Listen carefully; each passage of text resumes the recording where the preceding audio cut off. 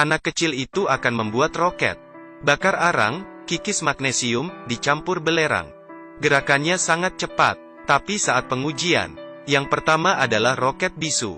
Yang kedua, yang ketiga, keempat. Semua hanya memantul di sekitar. Yang kelima langsung tidak ada responnya. Kegagalan berturut-turut, tapi anak kecil itu tidak putus asa. Dia mendapatkan dengan ide lain. Kemudian membawa roket buatan sendiri. Untuk bertanding, nama anak itu adalah Ahlo. Sebenarnya dia memiliki saudara kembar. Tapi adiknya meninggal setelah dilahirkan. Ayah dan nenek menganggap anak itu adalah bintang bencana. Mereka ingin menguburkannya. Untungnya, ibunya berjuang melindunginya. Ahlo yang sudah tumbuh besar sangat pintar. Tapi saat-saat indah tidak berlangsung lama. Desa akan membangun bendungan. Seluruh desa harus segera pindah. Ibunya dalam perjalanan pindah rumah, meninggal di kecelakaan. Sehingga tidak ada seorang pun yang melindungi anak itu lagi.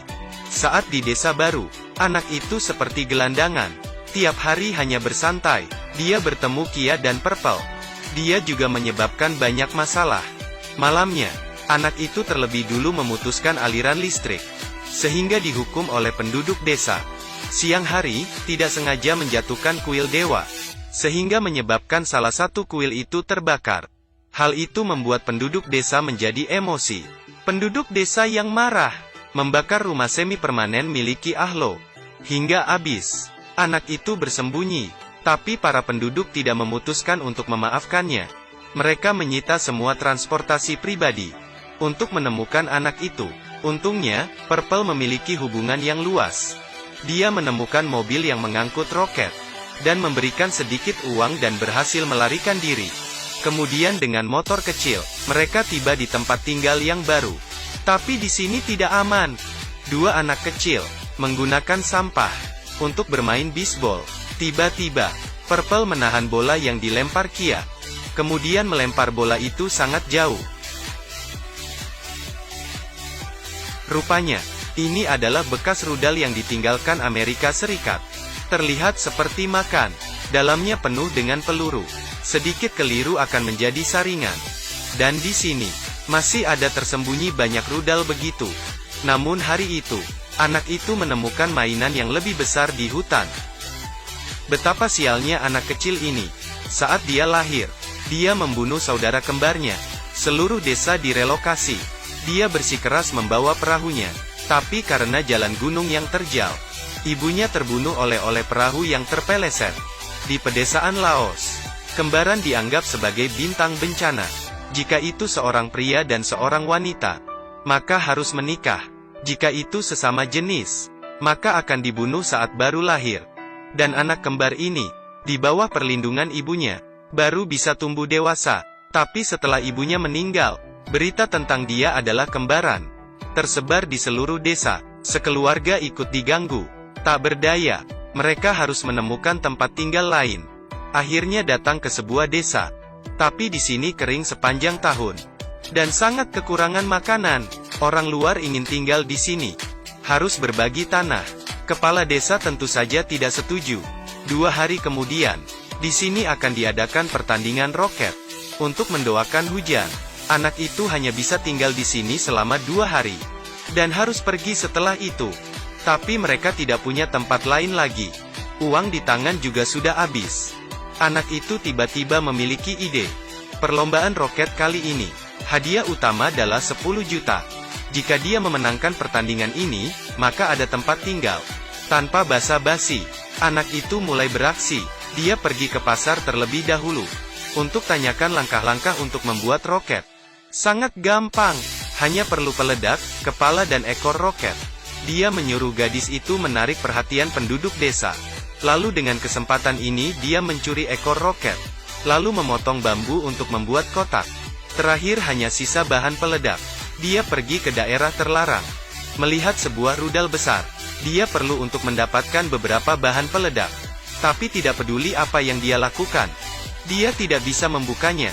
Akhirnya dia melempar dengan batu. Dan pergi. Tapi tiba-tiba, kekuatan rudal Amerika Serikat itu menakuti anak itu. Anak itu tiba-tiba terpikir, Paman Purple pernah bertugas sebagai tentara di Amerika Serikat. Harus tahu cara membuat bahan peledak. Paman Purple memberitahu dia, selama ada kotoran kelelawar, ditambahkan dengan arang dan belerang, semua roket yang dibuat bisa terbang ke bulan. Tapi untuk terlihat bagus, harus menambahkan garam dan tembaga. Segera, semua bahan sudah siap. Kemudian adalah langkah pembuatan. Melihat pertandingan yang sudah mendekat. Tapi roket yang dibuat anak itu masih terus-menerus gagal. Ini adalah tempat peluncuran pertandingan roket. Para pemain sudah siap untuk melepaskan roket. Beberapa roket berhasil diluncurkan, tapi kekuatannya tidak cukup. Hanya sampai setengah sudah hilang, atau mendarat bebas langsung. Beberapa adalah roket buatan sendiri. Terbang setengah jalan langsung meledak. Ada yang lebih parah, meledak sebelum terbang. Dan roket anak itu masih dalam percobaan. Yang berikutnya akan bermain adalah ayah anak itu. Orang-orang di bawah panggung meneriakkan slogan-slogan. Ayahnya sangat semangat, tapi ayahnya ditakuti oleh roket di sebelahnya. Dia melepaskan tangan lebih awal. Roket langsung menuju ke pondok orang lain. Terakhir, ini adalah tim kejuaraan yang paling nantikan. Juara tahun lalu, diambil semua oleh mereka. Mereka mengikat roket ke landasan peluncuran. Ekor roket memuntahkan asap tebal. Kekuatannya membuat landasan peluncuran terbalik. Kemudian terbang ke langit. Terakhir, menghilang ke awan. Ketika semua orang mengira juara kali ini adalah mereka, anak itu menyeret roket buatan sendiri ke peluncuran. Tapi ada aturan untuk pertandingan roket. Anak-anak tidak bisa naik ke landasan peluncuran, kecuali ada orang yang menggantikannya. Jika tidak, itu dianggap sebagai tidak sah. Anak itu ingin ayahnya membantunya, tapi neneknya terus memarahi anak itu. Nenek selalu berpikir anak itu adalah bintang bencana. Roket yang dibuatnya bisa membunuh semua orang. Anak itu hanya bisa meminta bantuan dari orang-orang di sekitarnya. Tapi semua orang seperti tidak bisa mendengarnya. Mereka hanya diam tanpa menjawab. Melihat anak itu, ayahnya sedikit tidak tega. Kemudian dia memutuskan untuk membantunya. Dia naik ke landasan peluncuran, menyalakan ekor roket. Semua orang langsung mundur.